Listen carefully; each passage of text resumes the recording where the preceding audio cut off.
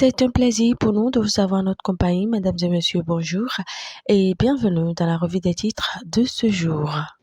Ce matin, l'entretien du chef de l'État sur la chaîne française LCI fait le chou gras des quotidiens et selon le matinal, Talon parle des grands enjeux internationaux. L'autre quotidien, quant à lui, nous rapporte que Talon condamne l'usage de la force dans les relations internationales. Le quotidien du service public La Nation nous apprend qu'à propos de la guerre en Ukraine, Patrice Talon opte pour le droit international. Mieux, les pharaons nous rapportent que le Bénin prend position sur la guerre en Ukraine malgré son amitié avec la Russie. Jack Pata relève les grandes leçons de Patrice Talon pour l'Afrique à sa une.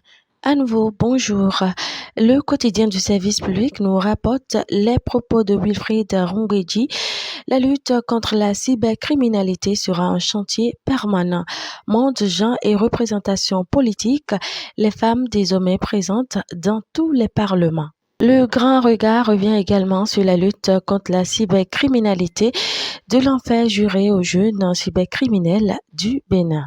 Le potentiel révalorisation des salaires au Bénin, du deux poids deux mesures dans les mairies. Dossier TINS DS Communication, Talon sollicité pour faire appliquer le droit déjà dit. Le Figaro titre en manchette vente aux enchères de 15 autres immeubles de l'ex-magnat de la volaille Sébastien Adjavon face à la raison d'État. Matin Libre nous apprend à propos des facteurs de risque et de doléances pour la paix durable. Savait s'adresse à Talon aux députés et à la justice.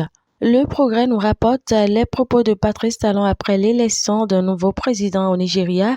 Le Bénin et le Nigeria écriront ensemble les pages d'une coopération plus impactante. L'investisseur nous apprend à propos de la mobilisation des recettes au Bénin malgré des réformes ambitieuses, encore des vulnérabilités de gouvernance considérables. Note le FMI. Promotion salariale au Bénin, l'euphorie de la hausse des salaires cède devant le réalisme des entrepreneurs. La Nouvelle Tribune nous instruit que le gouvernement abandonne la reprise des chemins de fer.